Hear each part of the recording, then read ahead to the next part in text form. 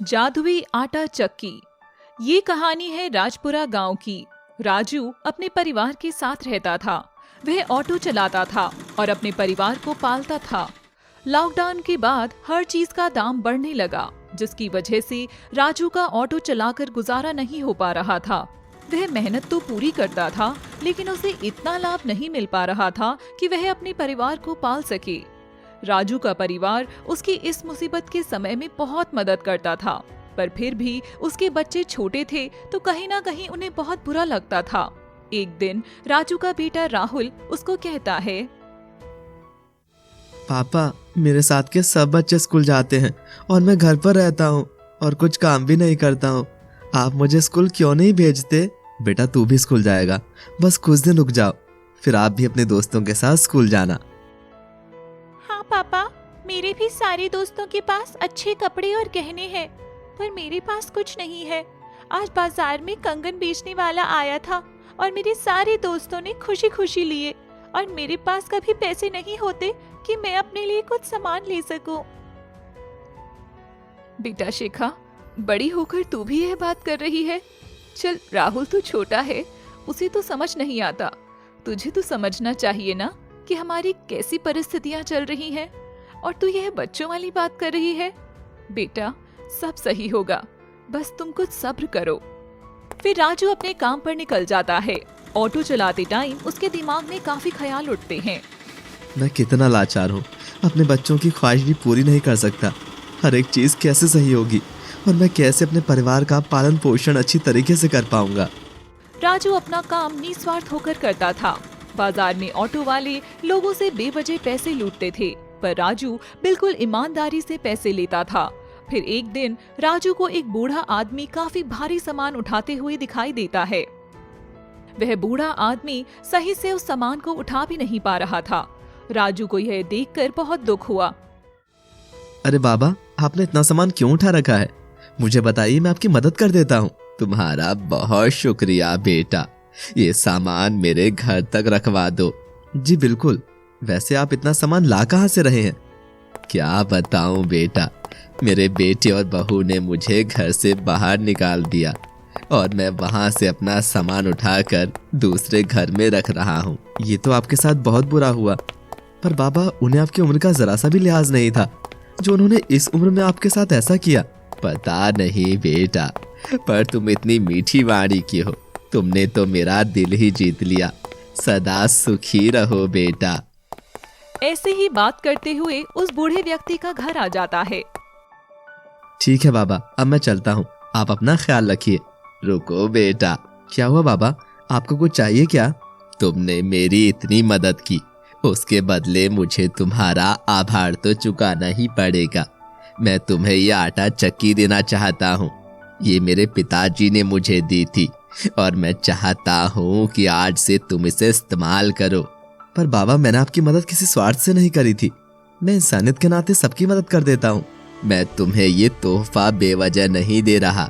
मैं तुम्हें तुम्हारी अच्छाई के बदले में ये तोहफा दे रहा हूँ।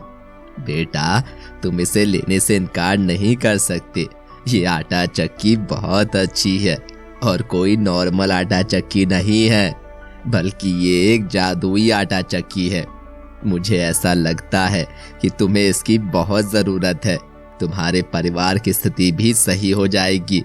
ये जादुई आटा चक्की में जब तुम गेहूं डालोगे, उसमें से हीरे निकल कर आएंगे और ये सिर्फ तुम्हारे कहने से ही रुकेगी। जब तुम कहोगे चक्की चक्की अब रुक जा, तो ये रुक जाएगी। बाबा, आपका बहुत बहुत धन्यवाद, आपने तो मेरी जिंदगी ही बदल दी। राजू अपनी जादुई आटा चक्की लेकर अपने घर चला जाता है। फिर वो सारी बात अपनी बीवी को बताता है, जिसे सुनकर उसकी पत्नी उससे कहती है, अजी, आप कैसी बातें कर रहे हैं? जादुई आटा चक्की? अगर आप जो बोल रहे हो वो सच है तो हमारी जिंदगी तो बदल ही जाएगी। हाँ, मैं सच बोल रहा हूँ। उस बूढ़े व्यक्ति ने मुझे यही बताया। चलो इसे इस्तेमाल करके देखते हैं। फिर राजू और उसकी पत्नी उस जादुई आटा चक्की में गेहूं डालते हैं। मेरी जादुई आटा चक्की, मुझे हीरे दे दो। फिर राजू की जादुई आटा चक्की सच में हीरे निकालना शुरू कर देती है। और वो दोनों बहुत अचंभित हो जाते हैं। हे भगवान, आपने हमारी सुन ली। मुझे लगता है वह व्यक्ति भगवान के रूप में आया था जिसने हमारी मुसीबतों को हल कर दिया। वो सच में कोई फरिश्ता ही होगा। सही कहा तुमने। मैंने उनकी जरा सी मदद क्या करी, उन्होंने तो मेरा जीवन ही संवार दिया। फिर राजू अपनी जादुई आटा चक्की को बंद कर देता है। उसके बाद वो लोग अपनी जरूरत के हिसाब से थोड़े थोड़े हीरे निकालकर अपनी सारी समस्याएं खत्म कर लेते हैं। राजू अपने बच्चों को भी स्कूल में पढ़ाने भेज देता है। फिर राजू को लगता है कि उसके जीवन की सब समस्या खत्म हो चुकी है। वह जादुई आटा चक्की में थोड़े से हीरे और निकालकर जब उसकी सारी जरूरतें खत्म हो जाती हैं, तो वो उस जादुई आटा चक्की को वापस उस बूढ़े व्यक्ति के पास लेकर जाता है। बाबा, आप इस चक्की को वापस रख लीजिए। मुझे इसकी जितनी जरूरत थी मैंने इसका इस्तेमाल कर लिया, पर मैं इसके सहारे से अपने जीवन को नहीं जी सकता। मुझे फिर से अपनी मेहनत का स्वाद लेना है।